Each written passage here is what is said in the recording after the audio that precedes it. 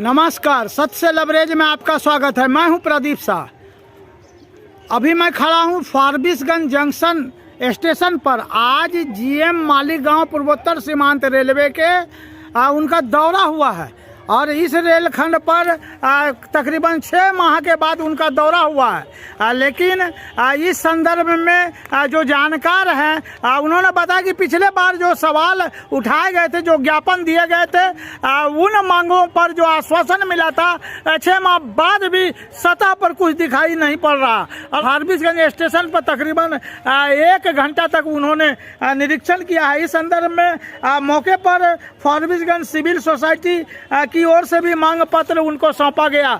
और इसके अलावे जो फारबिसगंज खबासपुर रेल लाइन जो है अररिया गलगलिया के बीच, उसको जोड़ने के लिए भी ज्ञापन दिया गया है। तो फारबिसगंज खबासपुर रेल संपर्क निर्माण संघर्ष समिति की ओर से ज्ञापन देते हुए ये कहा गया कि सामरिक महत्व की दृष्टिकोण से निर्माणाधीन गलगलिया अररिया नई रेल लाइन में जो यह पूर्वोत्तर भारत का सीधा संपर्क उत्तरी बिहार एवं उत्तर प्रदेश तथा दिल्ली से हो जाएगा, जिसकी दूरी भी अपेक्षाकृत काफ़ी कम है। यह एक वैकल्पिक रेल मार्ग की भूमिका भी निभाएगा।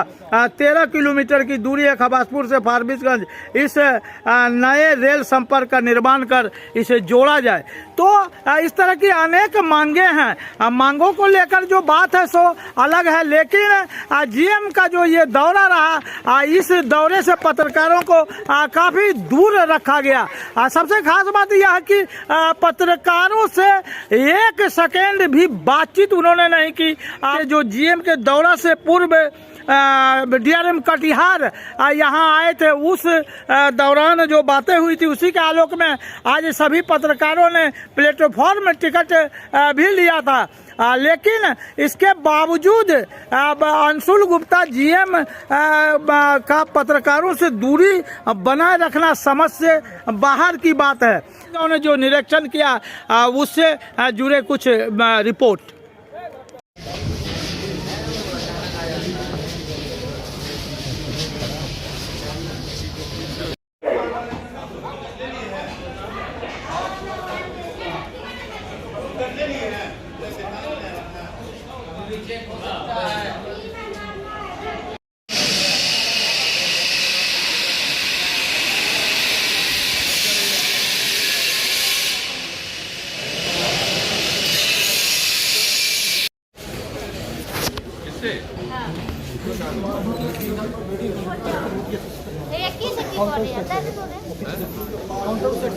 जाने का रास्ता इधर से भी रास्ता है? नहीं, रास्ता ये। मनोज जी, हम लोग को भी फ्री कर दीजिए आप। चलिए आइए।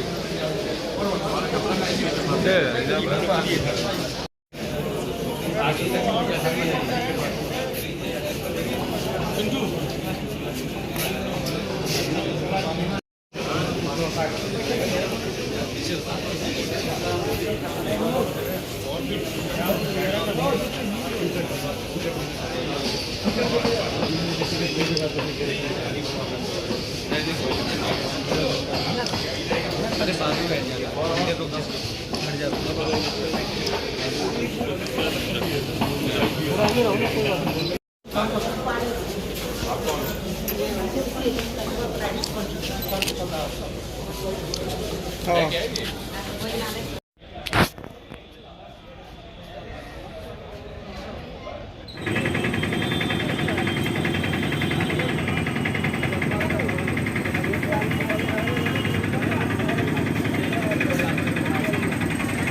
आज मालीगांव महाप्रबंधक अंशुल जी गुप्ता का कार्यक्रम था, निरीक्षण कार्यक्रम था फारबिसगंज रेलवे स्टेशन पे भी, जिसमें हम लोग संघर्ष समिति और अन्य संस्थाओं के द्वारा उनको एक ज्ञापन सौंपने भी गए थे, जिसमें हमें लगा कि एक प्लेटफॉर्म टिकट अब ले लेना चाहिए, क्योंकि पिछले दिनों प्लेटफॉर्म टिकट को लेकर के काफ़ी ज़्यादा बातें भी उठी थी फारबिसगंज रेलवे स्टेशन पे।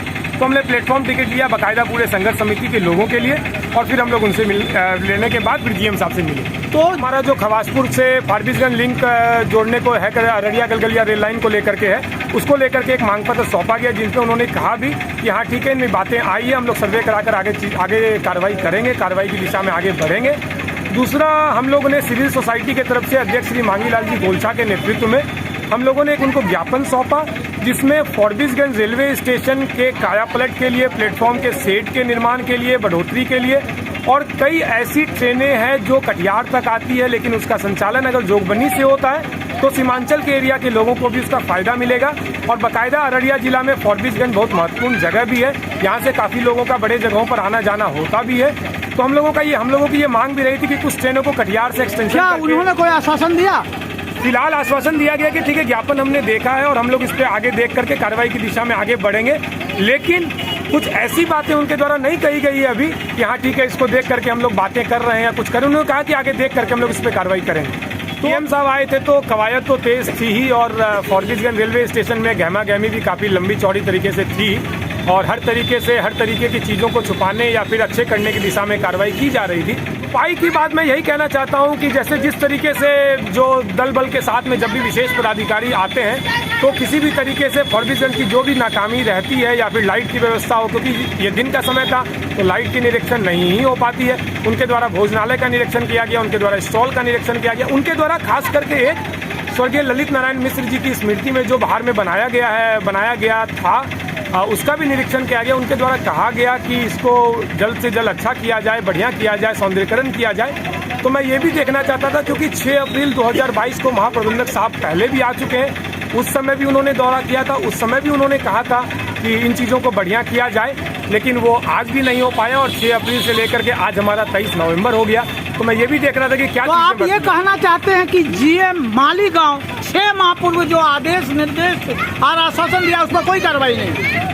कोई कार्रवाई अब अगर अंदर से या गुप्त आधार पे या फिर अगर प्रशासनिक सतह पर दिखाई नहीं पड़ रहा। प्रशासनिक कार्रवाई होगी तो मुझे जानकारी नहीं है, लेकिन तो ये थे इंजीनियर आयुष अग्रवाल, एक पहल के संस्थापक। इन्होंने कहा 6 माह पूर्व पूर्वोत्तर सीमांत रेलवे के जो GM है मालीगांव अंशुल गुप्ता, उन्होंने जो आश्वासन 6 माह पहले दिया था उनमें एक भी काम नहीं सतह पर दिखाई पड़ रहा है। जलबी का कहना है कि नाकामियां को छुपाने के लिए पत्रकार को इस कार्यक्रम से दूर रखा गया। सच से लबरेज के लिए मैं प्रदीप साहब।